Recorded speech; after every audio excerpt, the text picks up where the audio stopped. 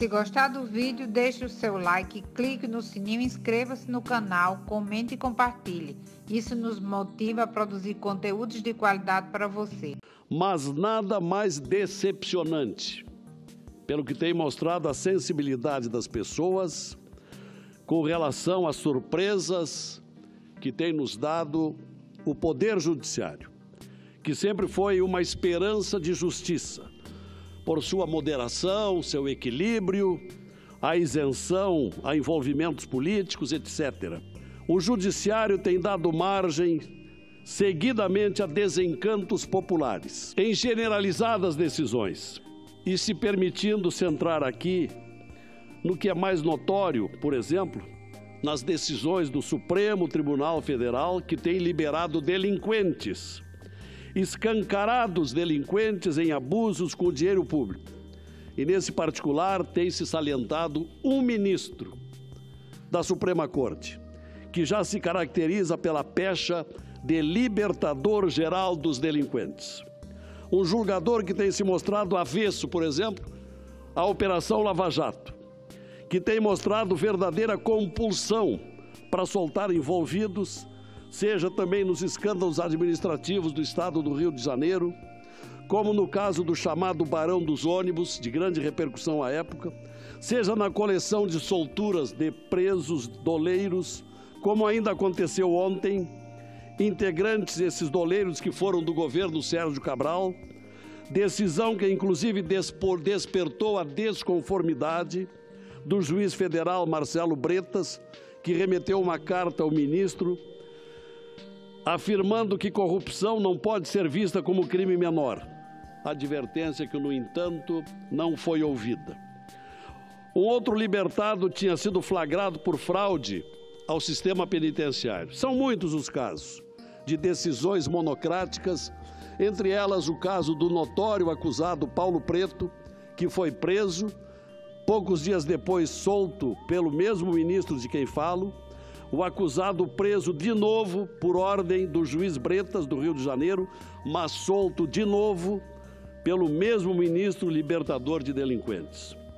Todos já perceberam que falo do ministro Gilmar Mendes, que até permite um cálculo, qual seja, em 20 dias, Sua Excelência soltou 19 presos, até a semana passada.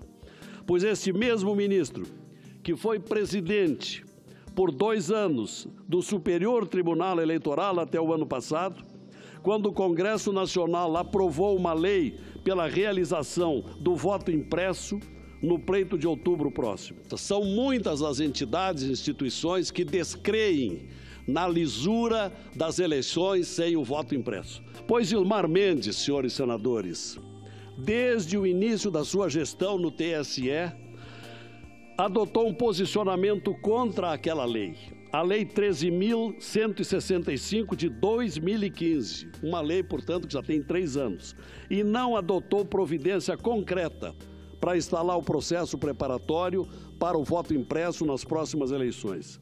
Nesse meio tempo, fazendo um pouquinho de história, a senhora Procuradora-Geral da República ingressou em juízo, arguindo uma ação direta de inconstitucionalidade da lei do voto impresso, que obriga 100% das impressoras nas 600 mil urnas do Brasil.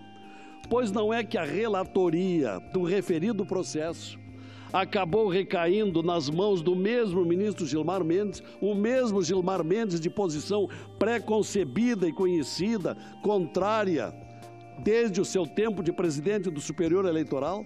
E nesta condição e encargo, o ministro até agora, ao menos, não se declarou impedido, conforme rege a boa ética do Judiciário.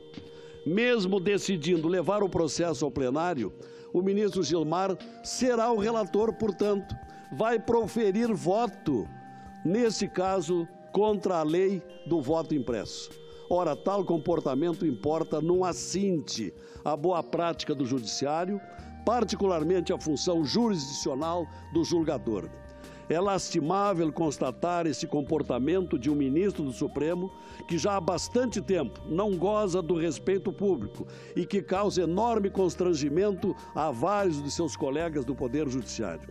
Gilmar Mendes vai julgar esse processo, também em causa própria, porque se houve omissão lá atrás, na época do eleitoral, se houve a hipótese viável da prevaricação, o envolvido era o próprio relator de agora, do projeto do voto impresso. Isto é muito estranho, para dizer pouco. Tem sido por essa diversificada situação conspiratória a credibilidade do Supremo, senhor presidente, que uma série de pedidos de impeachment ocupam a gaveta da direção do Senado Federal. Inclusive, entre os pedidos, são 9 pedidos, há um do renomado jurista Modesto Carvalhosa, justamente motivado pela presença do ministro na relatoria desta ação do voto impresso, um julgamento que será em causa própria.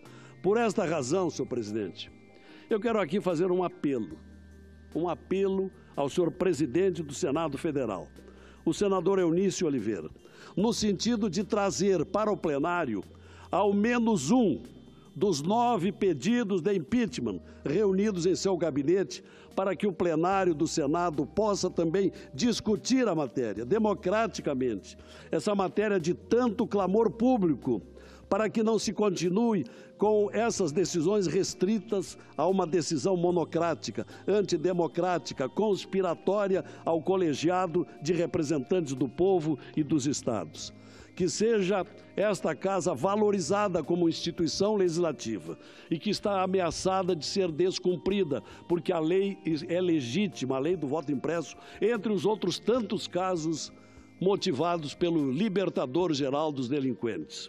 Certamente a atitude do presidente do Senado será saudada pela população brasileira, independentemente da votação que venha a alcançar aqui no plenário. O parlamento precisa ser mais ouvido em causas que invistam na transparência legislativa, nas deliberações contra as mazelas que hoje aturdem gravemente a política e os políticos. É um apelo que certamente encontra eco na maioria dos brasileiros. É o apelo que fica aqui, senhor presidente. Muito obrigado. Sendo roubado, presidentes, deputados, senadores, prefeitos, governadores, secretários, vereadores, juízes, procuradores, promotores, delegados, inspetores, diretores, o recado para as senhoras e os senhores. Eu pago por tudo isso, imposto sobre serviço, a taxa sobre produto, eu pago no meu tributo, pago para andar na rua, pago para entrar em casa, pago para não entrar no SPC e no Serasa, pago estacionamento, taxa de licenciamento, taxa de funcionamento, liberação e alvará, passagem, bagagem, pesagem, postagem, imposto sobre importação, exportação, IPTU, IPVA, o IR, o FGTS, o INSS, o IOF, o IPI, o piso, o COFINS, o PASEP, a construção do estádio, o operário e o cimento, eu pago o caveirão, a gasolina e o armamento, a comida do presídio, o colchão incendiado, eu pago o subsídio absurdo dos deputados, as molas dos professores, a escola sucateada, o pão de cada merenda, eu pago o chão da estrada, a compra de cada pote, eu pago a urna eletrônica, e cada árvore morta na nossa selva amazônica, eu pago a conta do SUS e cada medicamento, a marca que leva os mortos na falta de atendimento, paguei ontem, pago hoje e amanhã vou pagar, me respeita, eu sou o dono desse lugar, chega! Se gostou do vídeo, deixe o seu like, clique no sininho, inscreva-se no canal, comente e compartilhe. Isso nos motiva a produzir conteúdo de qualidade para vocês.